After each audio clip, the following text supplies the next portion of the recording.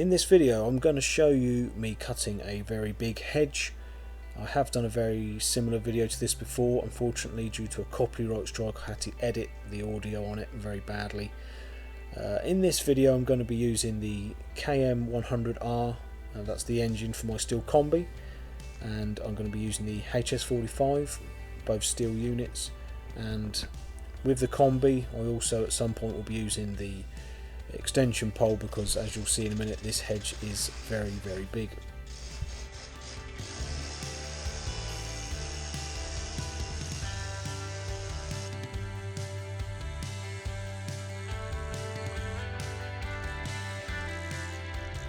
This is going to be a two-part video. In this part one I will show you how I cut all the front, and when I say the front I just mean the sides of the hedge. In part 2, which has already been filmed, I will go over how I cut the very top of the hedge. Now normally I like to work from the very top down when I cut a hedge. That's just my personal preference. Unfortunately on this job there is so much growth at the top of the hedge that it's actually obscuring me to get the ladder up there. As you can see here, there's quite a lot of bits and pieces poking out at you. So I'm really just doing the front to give myself a bit more access, so that when I get to the top of the hedge, it makes it a little bit easier for me to get up there.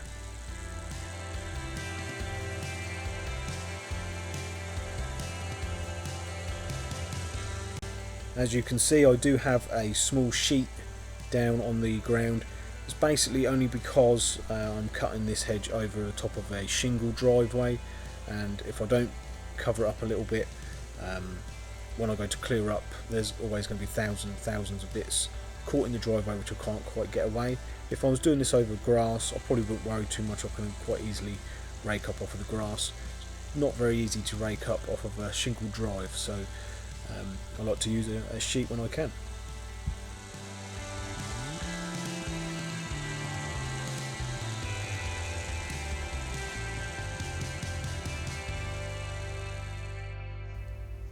Now the sheet I'm using I know is not very big, but there is a reason why I don't like to use too big a sheet. Simply reason is that I can quite easily fold this small sheet up and get it into my dump bag, and I can then take it to carry it easy enough to the waste. On this job I'm quite lucky, I get to have a bonfire, so I get to carry it down the bottom of the garden. If I had a bigger sheet, I would probably end up overloading it and not being able to carry it down so easily. So yeah, I could use a bigger sheet, but on this job I'm quite happy just to use the smaller sheet. Just means I might have to empty the sheet a little bit more often, but definitely is an easier job getting it into the bag like that, rather than trying to rake it off of the drive.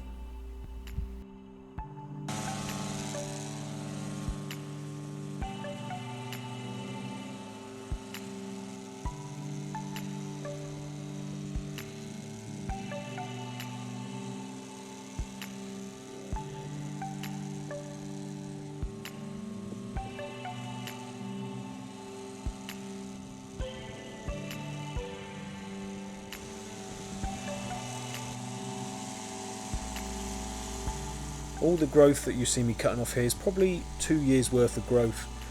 If anybody out there remembers the last video I done on cutting this hedge, that was the last time it got cut. Didn't actually get around to cutting it last year. Unfortunately at this property I normally set myself 3 winter jobs. There are 2 big hedges to do, and if I get the 2 big hedges done, then there's some pressure washing that I like to do. Last year I chose the pressure washing over this hedge. So yeah, there's a bit more growth coming off of it than I would normally like. If I could get around and cut it once a year, that would be perfect.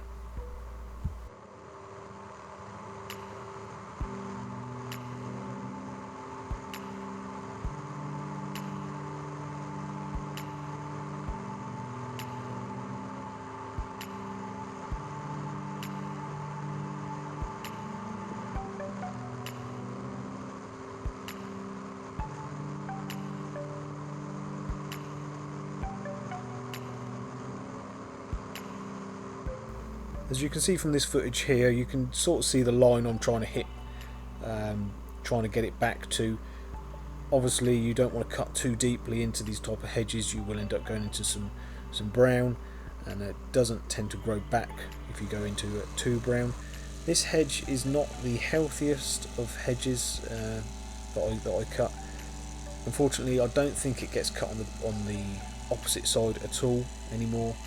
I think in all the times I've been here at this property cutting this hedge, I don't think I've ever seen the next doors cut the hedge, and I've probably been here for 6 years now, and I've cut this hedge 3, maybe even 4 times. I think it would be great if we could cut both sides nicely.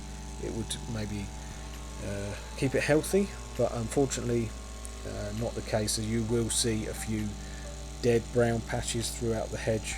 And I think in a minute I do walk you up a bit further, there's a whole section of the hedge which has actually died, unfortunately, so nothing I can do about it, but it's not nice to see.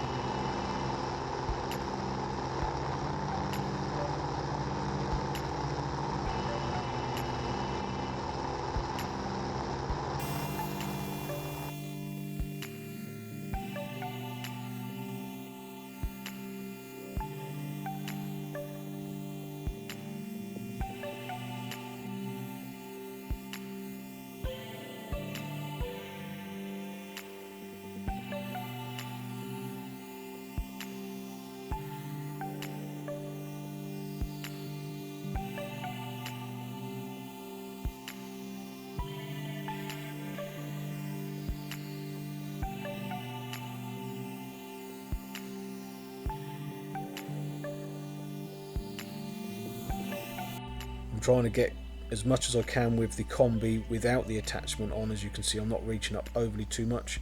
As I showed you here, there's a big dead section in the middle there, which hopefully will come back at some point. Not too sure, as I say, there's a few patches like that all the way through it. I'll walk you up the garden now.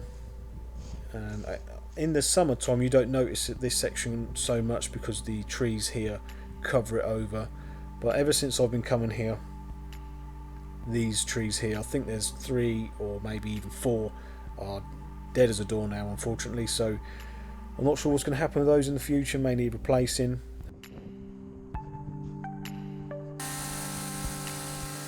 I decided to get out the Stihl HS45 for 10 minutes. Simple reason being, the Stihl combi that I use, when you're using it for a long time, ends up hurting, giving your shoulders a bit of an ache.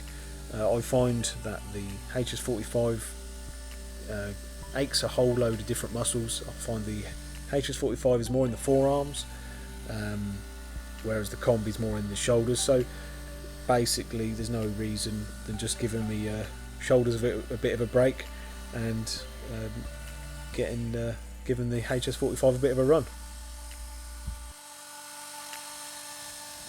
If you're going to be doing a hedge like this, one of the big things you want to think about is the waste. I'm really lucky on this job, as I said before. The waste I use here goes to bonfire pile. But if I wasn't lucky enough I had to take all this waste away, there would be vanfuls and vanfuls of it having to go to the dump. So yeah, really, if you're doing it as a job somewhere, just be aware of the amount of rubbish you're going to make, because there's a heck of a lot of it. Now, something new that I didn't have last time when I cut this hedge is the extension pole for the Stihl combi. I try and limit myself if I can to using this for too long. It really does weigh quite a bit. Brilliant tool though, and it definitely made doing this job easier. If you're not used to using it though, definitely have a bit of a practice before, because yeah, I think it's just not the actual weight of it, it's just the balance of it, you know, having it up in the air like that. You don't want to be doing it for overly long, but definitely is a good tool and a good accessory to have with me.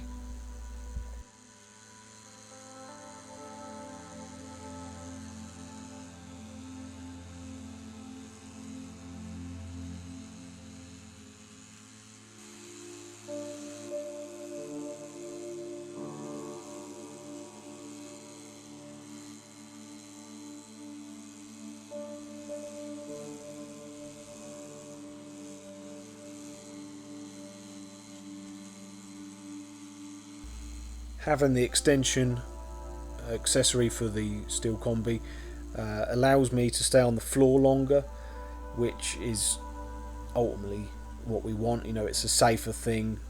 I don't have to spend so much time up a ladder. The more I can get off the ground, the safer things will be. That being said, I am constantly, as you can see me moving around, trying to find an angle where I can cut this hedge and the debris not falling in my face the whole time. Don't need a helmet on this job. Everything I'm cutting off is fairly loose. Any bigger though, and I would be wearing a safety helmet. Definitely though, face protection is a must on a job like this, because everything you cut wants to fall straight into your face.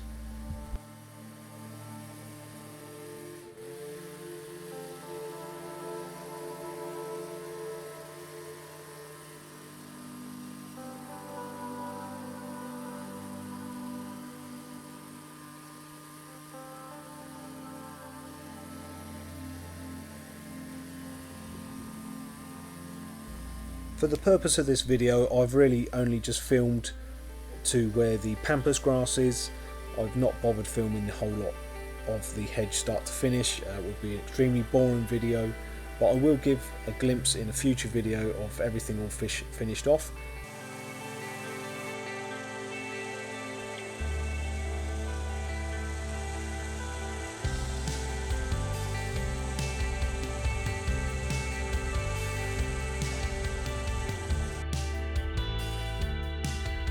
So that is part 1 of this video all done. Part 2 is being set up, ready to go. As you can see, I've got my ladder up there ready to go. I'll talk more about that in the next video. Guys, thanks ever so much for watching. Take care, be good, and I'll see you next time.